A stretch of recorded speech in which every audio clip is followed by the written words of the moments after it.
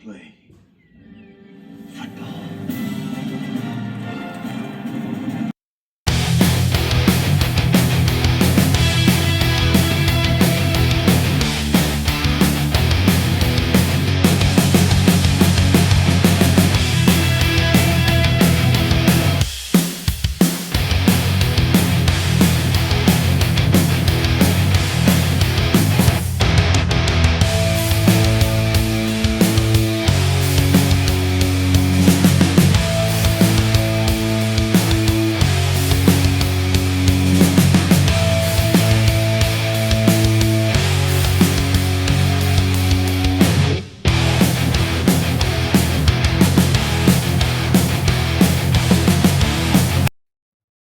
Hello, everybody, and welcome to the Sacred Saturdays podcast. I am your owner. I am your brethren.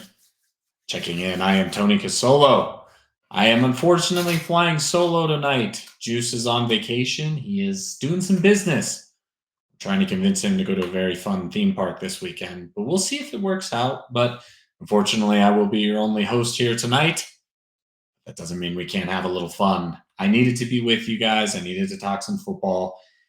I won't get heavy into politics or just how horrible this week has been for everyone involved. Obviously, we saw the violence in Colorado here locally and the violence in Utah. There's obviously no place for that in this country. And I want to give you guys an escape. I want to talk about something we can all love, something we can rally around, and that is college football. First off, we would like to debut a new segment that we had talked about this week. We're going to be showing you some scenes from your Sacred Saturday. That's right. We had some friends that were happy to share their college experiences this week. And I'm going to go ahead and let you guys in on a little bit of that. So first, checking in, friend of the program, AJ Ruffing. There wasn't a game this week for Air Force. So his timeline over there at Sidelines Air Force, he was free. So I was able to convince him to come up and partake in his first game at the University of Colorado. And of course, he had to rub it in. He had to show his Air Force apparel and claim that Air Force is the best team in Colorado, to which I replied, there's a little mutiny brewing. But thank you, AJ. Thank you for the post. We appreciate you coming and checking out the beauty that is Folsom Field. After that, we got a few friends that were able to check in. First up, we'd like to shout out Riley, who was able to share some sideline pictures from the SMU Baylor game. That's right, he was right on the field. He gets to work, I believe, with SMU, and was able to capture some pictures of his experiences. Next, we will kick it over to Latha, who was checking out the Iowa State game from what looks like to be a pretty cool Iowa bar. That's right. We got to see some highlights from that game and what they got to see. So thank you, Aletha. Next up, this was my personal picture. And this is, of course, Boulder looking gorgeous from a different angle. But I was fortunate enough to take my daughter to the football game this weekend and see a much-needed win from my Colorado Buffaloes. And a pretty interesting situation going on at quarterback there, which we will get to lately. Next up, we want to shout out Anthony Rose, who was in attendance for UNLV, knocking off a big Big Ten opponent in UCLA. Thank you, Anthony. And lastly, this was Juice checking out his Rebels put a beat down on the Bruins. Thank you, Juice, for checking in. All right, let's go over last week. There were a bunch of real interesting games that we talked about.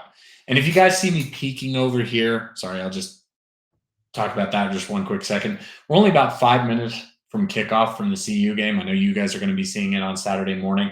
We're only about 5 minutes from kickoff. So when I look over here, trying to look away from you guys, just maybe something crazy going on with my Buffaloes as they take on the Houston Cougars tonight.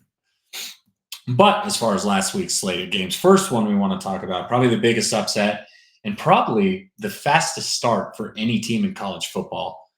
The USF Bulls went into Gainesville and were able to take down Florida. Now, I know that's something that both me and Juice talked about. Extremely difficult game for Florida. This was USF Super Bowl, and USA was able to get the job done, knocking off the Florida Gators 18-16. Last second field goal put them over the top. And that makes 2 ranked wins in a row for the Bulls. Now they'll be going for the 3rd in a row in another actually top 5 opponent against the Miami Hurricanes this weekend. We're going to talk about that one later too, but I expect it to be very close, just like that Florida game. The other big one we saw, another last second field goal, Iowa State. Iowa State has continued their really strong opening to the season. They were able to knock off a team that usually gets the better of them. You know, I had made the comment to Juice that it felt like another game that Iowa was going to win. But Iowa State continues to impress. I mean, they're 3-0. They've defeated 3 really tough teams, including having to travel to Ireland for week 1.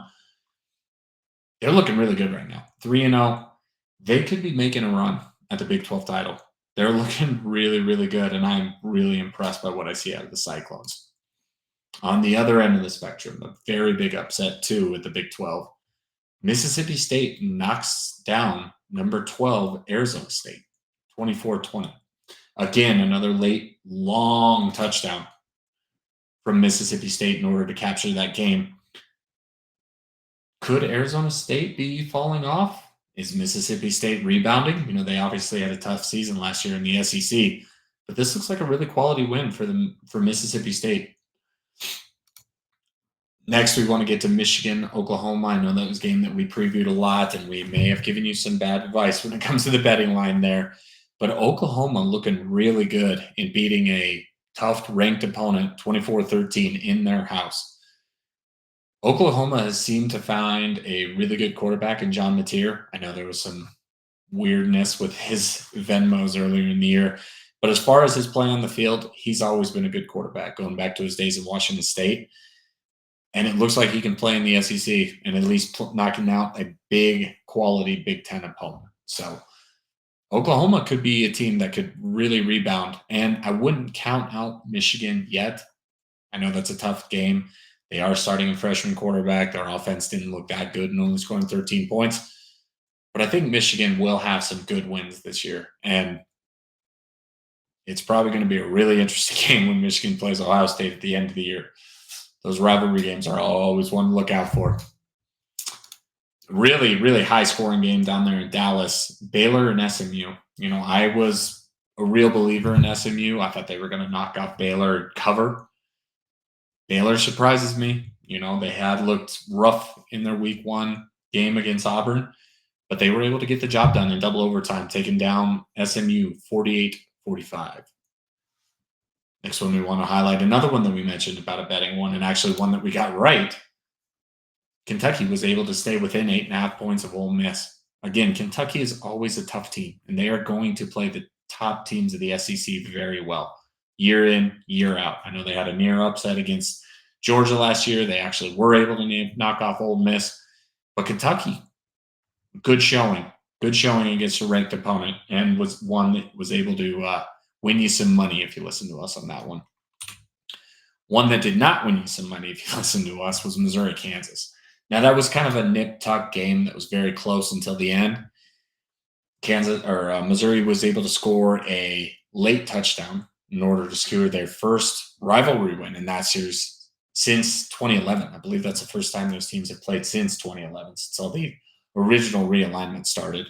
But yeah, Missouri gets a quality win against what I think is a good Kansas team. Kansas team is going to be another one that's going to be knocking at the door of the Big 12 title game. We'll see what Missouri can do. I know one of their quarterbacks is now out for the season with a knee injury. I believe it's Horn is his last name, but Missouri looked good against Kansas. We'll see what they can do. We highlighted it in pictures for you guys, but Colorado has a really interesting situation going on at quarterback right now. And I'm not really sure how I feel about Ryan Staub starting. He looked very good against Delaware. I have always been a big fan of Caden Salter. I think he gives you a lot with his legs, and I think even if Ryan Staub gets the start, which it looks like he's going to tonight, I think Kalen Salter is going to be a factor running the football as well. But CU might have found a new quarterback. Like I said, Ryan Staub balled out. He had a couple long completions, including a 75-yard touchdown pass to Sincere Brown. We'll see what happens. You know, the old adage is if you have two quarterbacks, you have none. So if you have three quarterbacks, what do you have? I think they're going to have to find a guy that gets a majority of the playing time, and we'll see if Staub can take the reins here in Boulder. Another local, a little bit of local flair for juice here. UNLV looked extremely impressive against UCLA.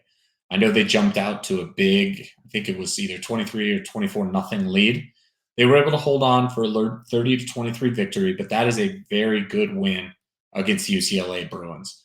I think UNLV is one of those teams, along with like USF, some of those other group of 5 teams, or just lower tier teams that could be fighting it out for a playoff spot. And I think if UNLV continues to win, they will make the playoffs. They were right there last year. Maybe if they could have knocked out Boise State for the Mountain West Championship, they could have been there. But UNLV looks good. After a early season scare, they've had 2 really good wins the last 2 weeks against Sam Houston and UCLA. One that we want to highlight, and I mean, this is probably one of the worst calls I've ever seen in college football, and I know any of you locals here in Colorado, Vic Lombardi has really been hammering this one, but the call at the end of the Colorado Colorado State UNC, which is Northern Colorado, the call at the end of that game to take away the touchdown and a potential huge victory for the UNC Bears was one of the worst I've ever seen. There is not a single camera angle that I ever saw during that game where it didn't indicate that I believe his last name was Cheeks, didn't score a touchdown. And they wiped the touchdown off the board. I think there was a celebration penalty afterwards. Ultimately, UNC falls to Colorado State 21-17 in what should have been a 24-21 huge victory for a team that I believe was a 33.5-point underdog and would have gotten their first win against in-state rival Colorado State since I believe the 20s. So that was just an egregious, and when I say the 20s, I mean the 1920s, not the 2020s. But literally one of the most egregious football calls I think I've ever seen. And I feel bad for my brethren up north there that cheer on the UNC Bears. Last one we want to get to for last week, and this will be one that we will preach to you guys constantly. There is a betting adage that Juice and I have developed over the last couple of years that says if the service schools, and by service schools I mean Air Force, Army, or Navy, get double-digit points against a Power 5 opponent, that is an instant bet. You will instantly put money on that service school to stay within points of that. I believe they were getting 10 to 10.5 points against Kansas State last week, Army was.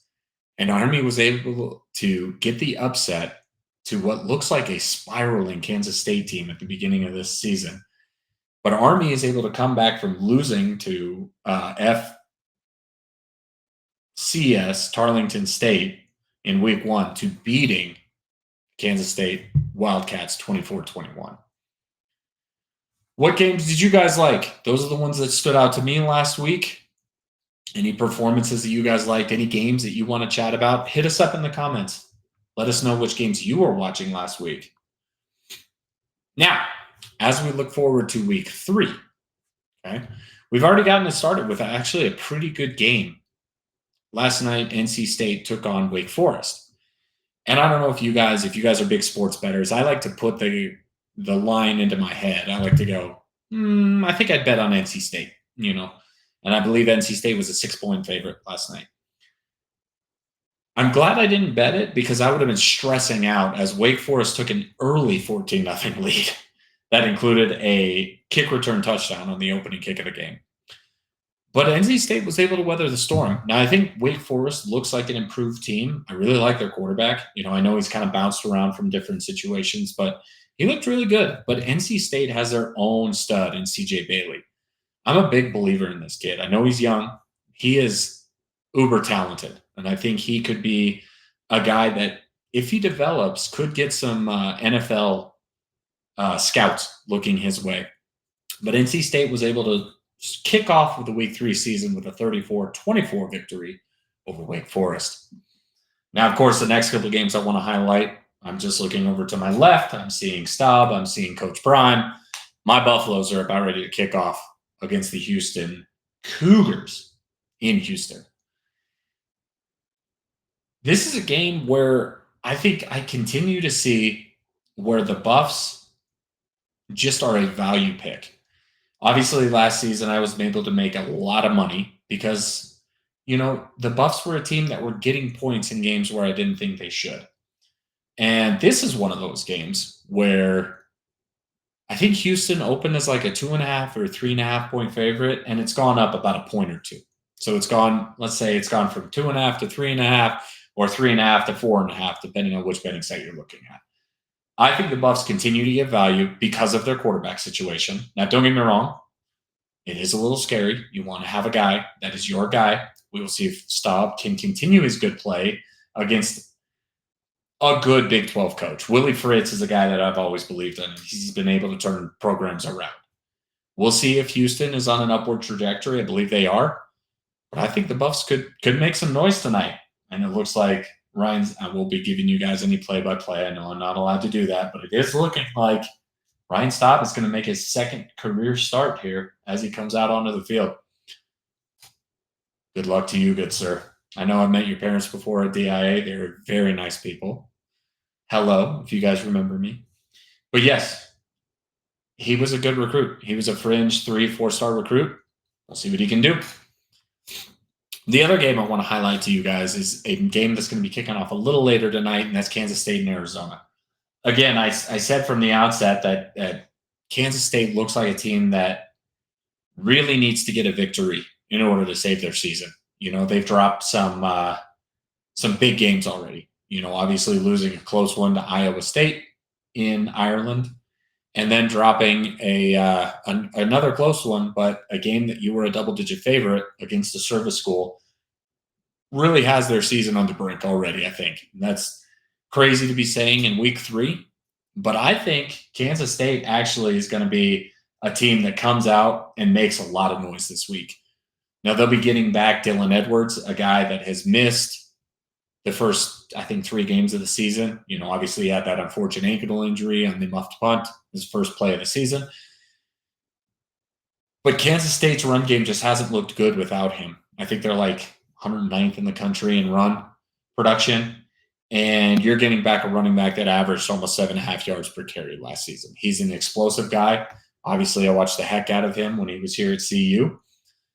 But I like Kansas State to cover the 1.5 points that they're giving up right now. And I think they could actually win big over Arizona. Let's move into our Saturday slate. So obviously the big couple of games. There's some big games featuring 2 ranked opponents this week. First off, we're going to have Tennessee taking on Georgia. Now, Georgia is giving up 3.5 points. And Juice and I were talking about it earlier in the game, earlier in the day. He obviously still wanted to be there to give his opinion to you guys. But we pretty much agreed that this could be a game where Georgia rolls. I'm just still a little unsure about how good Tennessee is. Obviously they're rolling out a first-year quarterback within their program. There was a lot of turmoil with the Nico Iamaleava issues in the offseason. They're going to have to do something for me to believe in them, because Georgia is an institution. Georgia is a team that has won consistently over the last couple of years, and I think they have a good chance of covering that 3.5 points pretty easily. The next big ranked matchup we wanted to talk about is Notre Dame and Texas A&M. Notre Dame looked a little uneven in Week 1. Obviously they dropped that contest against Miami. They're giving up 6.5 points. I haven't, to be honest with you, I've not seen a lot of Texas A&M, but that just feels like a lot of points. Sometimes you just get a feeling out of a bet, and that feels like a lot of points for Notre Dame to be giving up, even though they are at home and they get the Aggies at home. I like Texas A&M to stay close. Obviously they have a first-year starter in CJ Carr. It was funny. I was actually asking Justin, I'm like, wait, is he related to David and Derek Carr? He is not, but he is related to another former Carr. He is related to former Michigan coach Lloyd Carr. So shout out, just a little family tree there. We're just lining up all the information for you guys here today in case you're curious. But I like Texas A&M to stay within that touchdown basically bet. We'll see if that happens. That might be a little bit of hope, as Juice explained to me, that we just want to see them stay that close. But I like Texas A&M. Next one we want to get to, big ACC matchup. That is Clemson taking on Georgia Tech. Now, Georgia Tech gets Clemson at home, and they get anywhere from 2.5 to 3 points, depending on the betting site that you're looking at. Obviously, I was very impressed by the way that Georgia Tech was able to run the ball against Colorado in their week 1 matchup. They looked like a ball-dominant team that just had to clean up the turnovers. If they're able to do that and they're able to continue to run the ball like they can, this is an easy upset alert. I tend to swing towards Georgia Tech and taking the points in that kind of a close game. They get them at home. They have a ball-dominant offense, could be low scoring. I think Georgia Tech is going to continue to surprise some people. They got a very good quality win going on the road and beating Colorado in week 1. I think they could get another one this weekend against Clemson. Next one is really interesting. Wisconsin takes on Alabama, and most of you guys would look at it and say, oh my God, it's 21-point spread. It's not an interesting game. How does Bama respond to a big letdown? I don't know if any of you guys play Powerball, but if you did and you saw the news reports out of Alabama this weekend, you saw that one Alabama fan was ready to put forward the buyout for Kalen DeBoer if she won the $1.8 billion. Things are not pleasant in Alabama right now. And Wisconsin is a team that, played them tough for about a half last year. They are obviously trying to go back to their roots of being a run-first offense. They're going to be starting a new quarterback, a guy that I was a big fan of, Danny O'Neal, former Colorado commit, who since followed our old offense coordinator to San Diego State and is now transferred to Wisconsin. Because of injuries, he will be getting the start. And I could see Wisconsin keeping it close. I think 21 points is way too many points for an Alabama team that will definitely be feeling the heat this weekend. Maybe they respond to it. Maybe they blow out Wisconsin. But I'm a big fan of the Badgers. And if they can run the ball, control the offense, control the line of scrimmage, it's going to be way closer than 21 points in my opinion. It's always fun to talk about the Backyard Brawl. The Backyard Brawl is one of the best rivalries out there. I am very happy that that's one that's continued, a rivalry that has been rebuilt and replayed each year. But I don't think West Virginia is a very good team. They lost to Ohio last week, which is a game they should win. Big 12 opponent against an Ohio squad that should be undermanned against a Power 5 opponent. And West Virginia is trying to go back to their roots, bringing back Rich Rodriguez.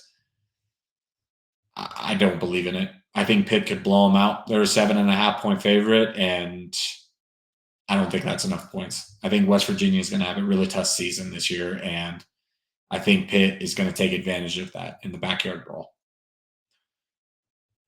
Here's the big one.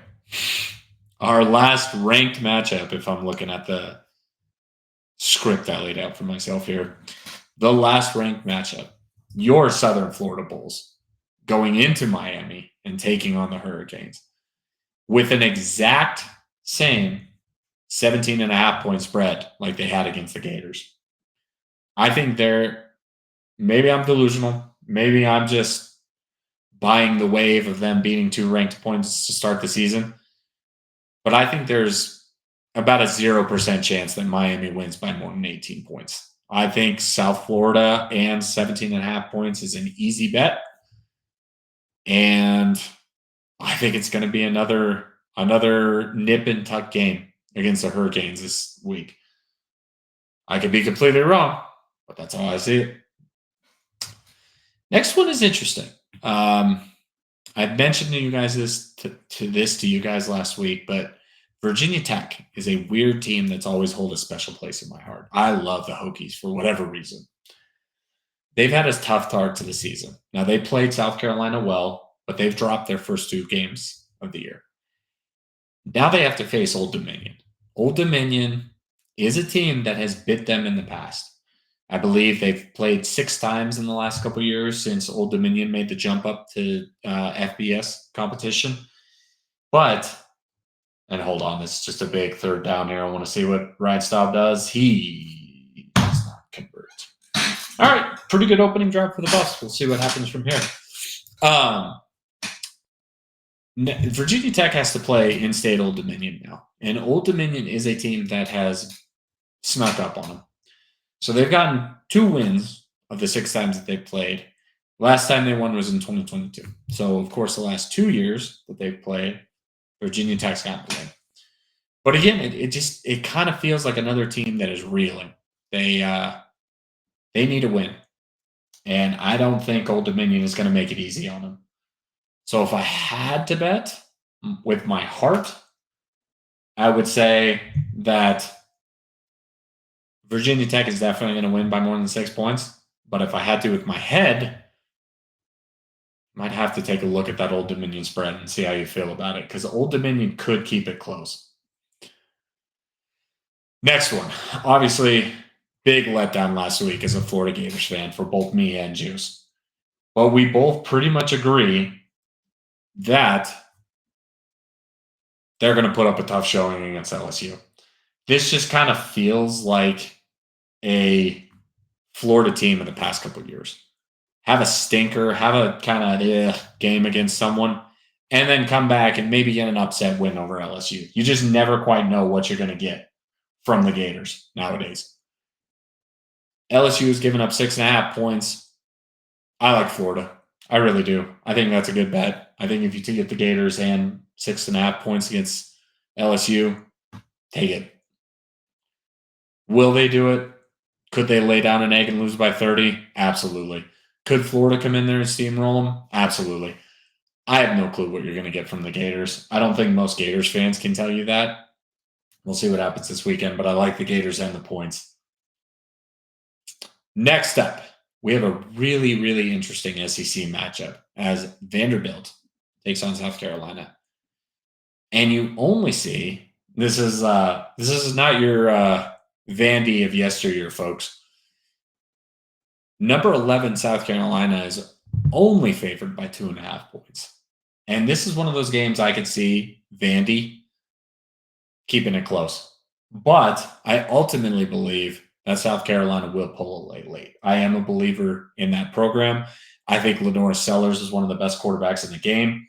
I think it'll be a very good game, nip and tuck. South Carolina will pull away late and cover the spread.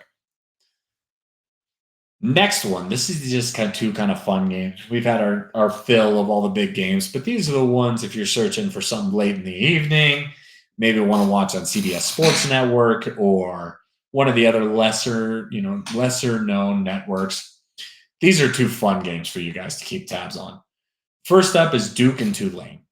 These are 2 teams that I just really like. I love Duke basketball. Call me whatever you want. I don't care. I love Duke basketball. I also really like Duke football.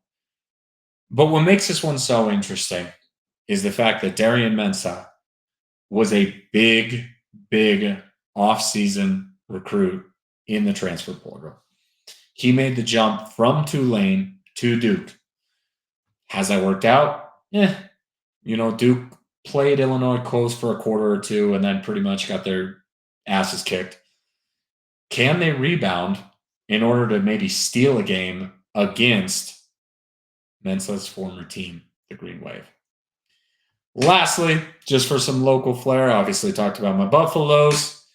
Air Force will be back in action this week, and they are giving up 3.5 points against Utah State.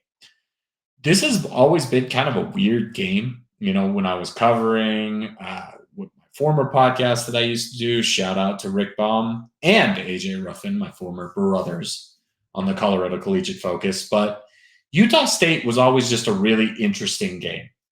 They seem to take turns upsetting each other or blowing each other out. It's never one team wins 3 in a row, one team wins 4 in a row, whatever. It seems to be a back and forth series. I think Air Force has found some better options in the run game this year. It looks like they might be having their own kind of quarterback controversy. They probably will be playing 2 quarterbacks of their own this week. Can they get the run game revved up in order to cover? I think they do that pretty easily. I think Air Force wins and jumps to 2-0, covers that 3.5-point spread. Tell me what games you like. I know we're going to be releasing this on Saturday morning. Maybe you guys can give this a look. Maybe you won't before the games kick off. But what games do you guys like? Who will you be betting on this weekend? As always, if you guys would like to get in on us, if you guys would like to be from scenes from your Sacred Saturday, submit your pictures below. On X, you can find us at Sacred Saturdays. And on Instagram and TikTok, you can find us at Sacred Saturdays, sacred.saturdays. I have been your host, Tony Casolo, signing in for Justin Casolo, Juice as he is affectionately called. We will see you guys next time. Go Buffs, go Rebels, go Gators. Let's go Sacred Saturdays.